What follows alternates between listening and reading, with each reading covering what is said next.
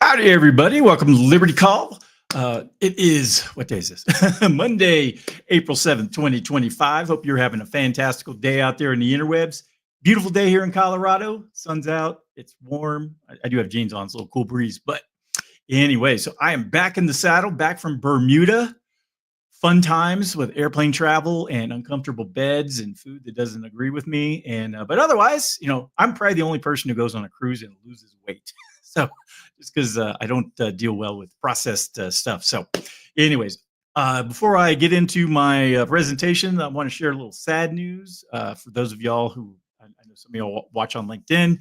My father, Ray Jr., is in the hospital in Nassau Bay, Texas, and probably not going to make it. He's dealing with heart failure and sepsis and a bunch of other problems. So a little sad. His health's been pretty poor since he had his COVID vax back in early 21.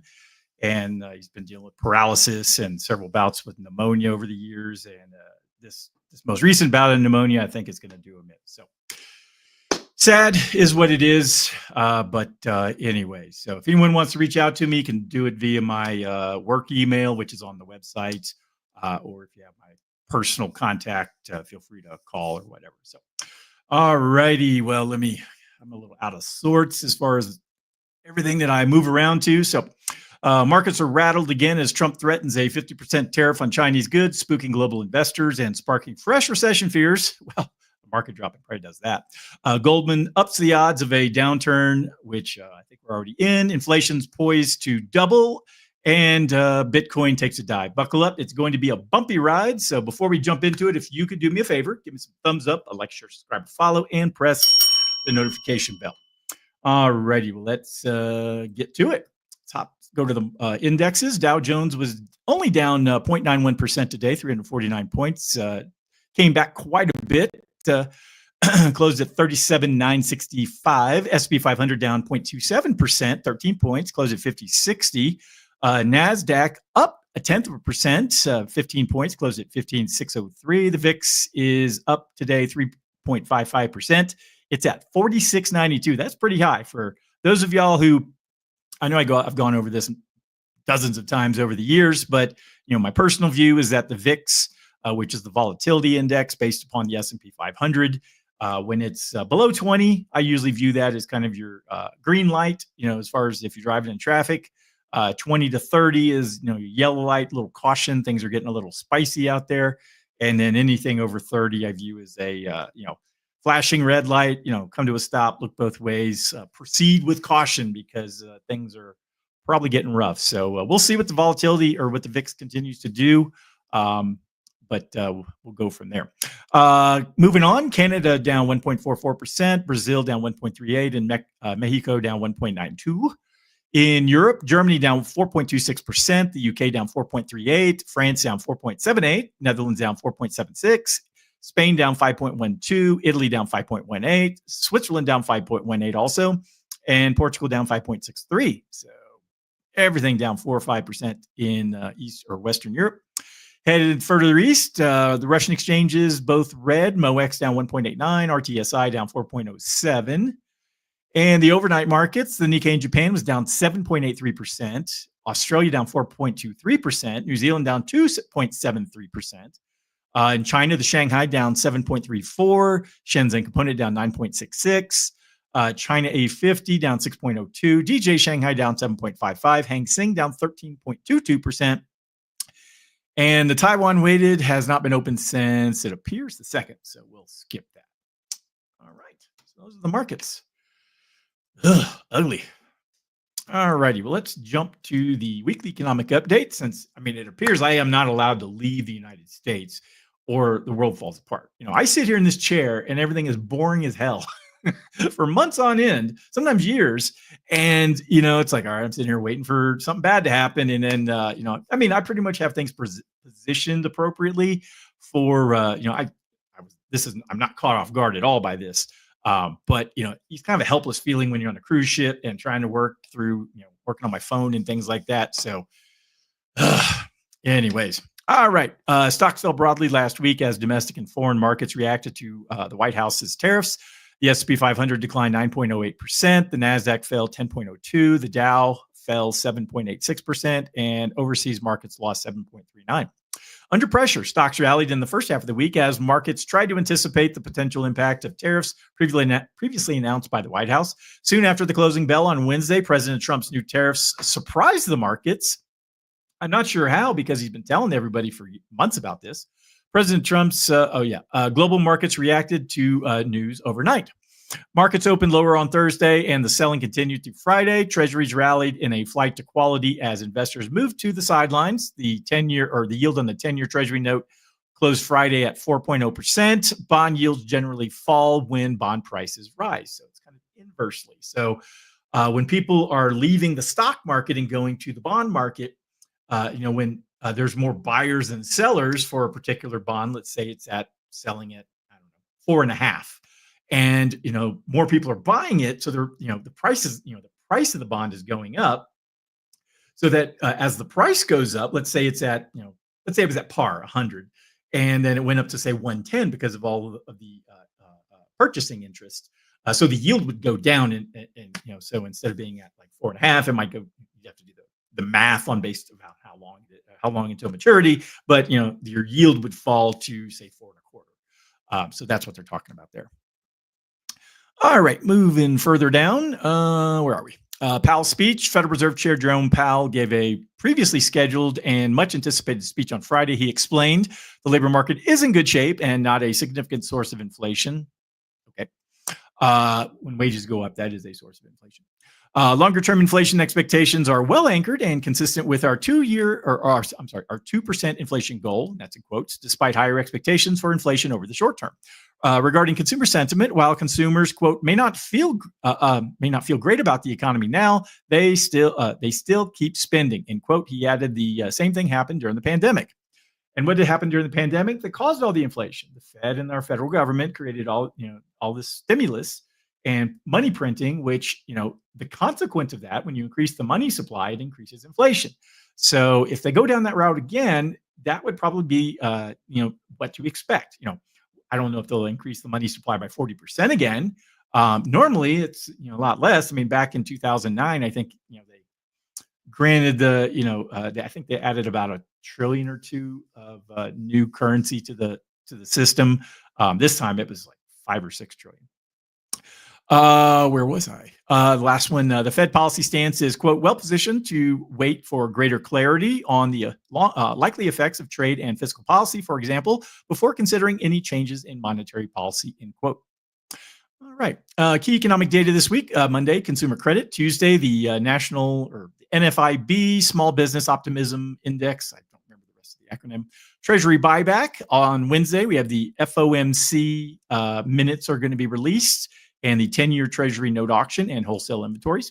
Thursday, the Consumer Price Index, jobless claims, monthly federal budget, Chicago Fed President Austin Goolsbee, and Dallas Fed President Lori Logan will be speaking. And Friday is the Producer Price Index, consumer sentiment, and New York Fed President John Williams speaks.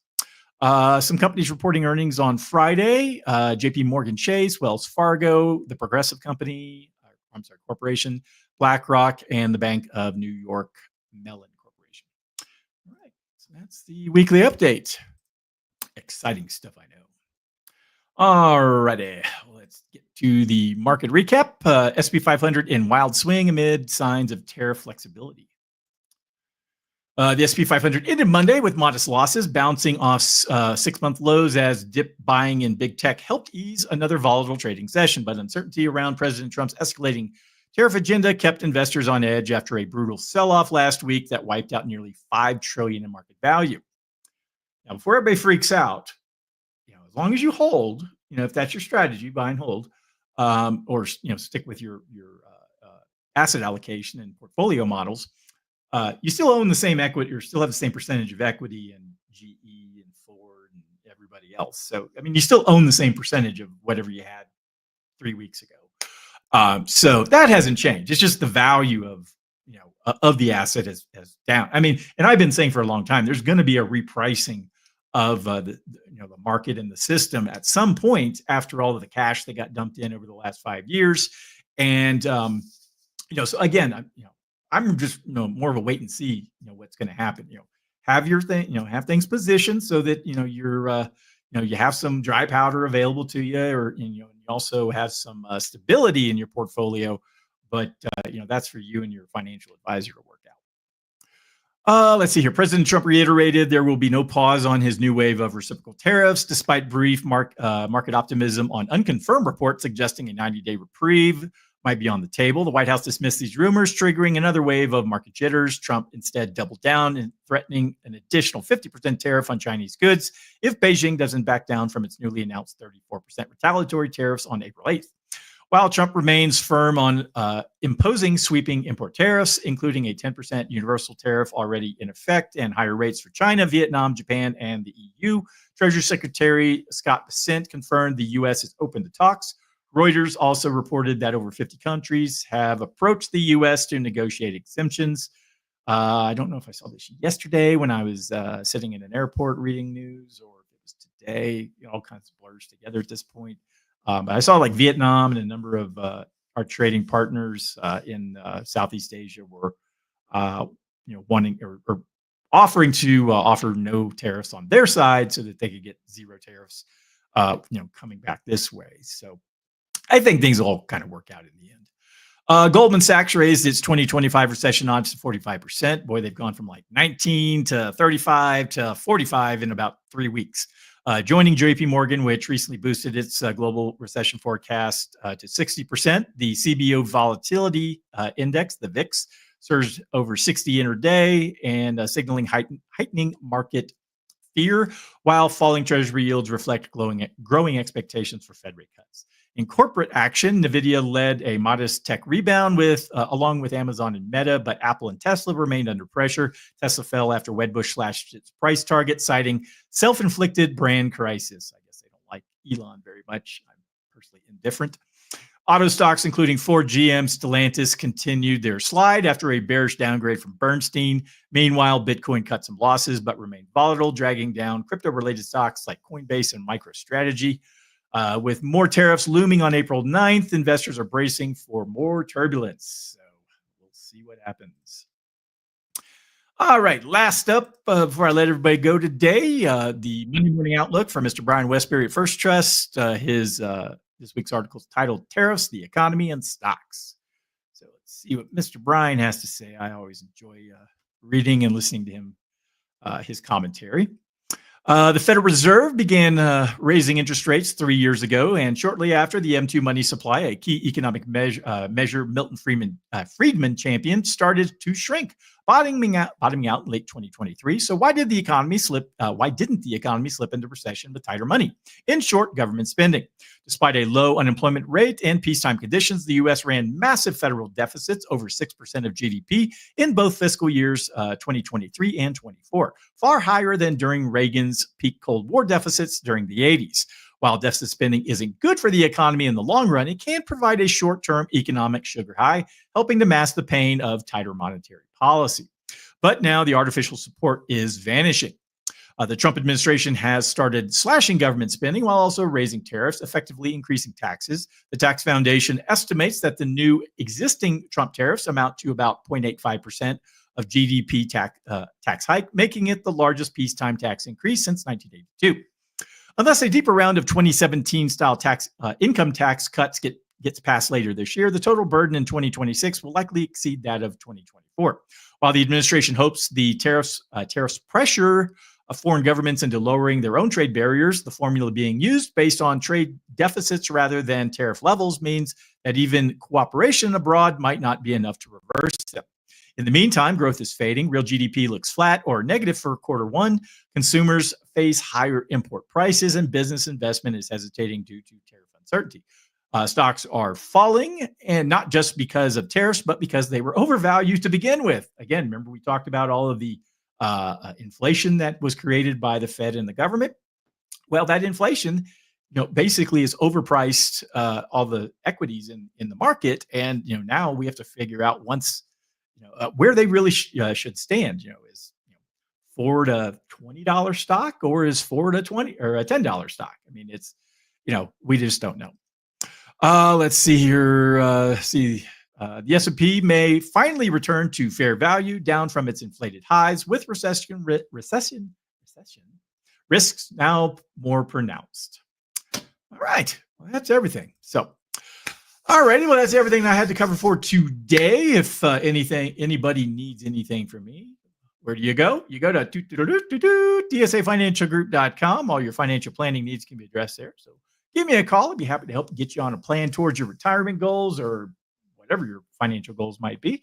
And for those of you out there who, like I said, know my dad, toss him some prayers if you're the praying type. And, we'll see what happens over the next day or so. But, it's looking pretty grim. So anyways, Cougars are playing tonight in the Final Four. Didn't mention that at the beginning, but boy, that game on Saturday, I did not sleep Saturday night. I was so wound up. I mean, I was a little, concerned about my father, but after that game, I could not sleep. Plus the boat was coming back into the port in New York, and it was just rocky. And I don't sleep well on ships. I don't know how I did it when I was in the Navy, but in those Navy mattresses were like 2 inches thick, and but when you're exhausted after working all day on the flight deck, it's amazing where you can sleep. So, but like I said, toss in some prayers, and we'll go from there. Otherwise, hope everyone out there has a wonderful evening, and I'll talk to everyone again next time. Adios.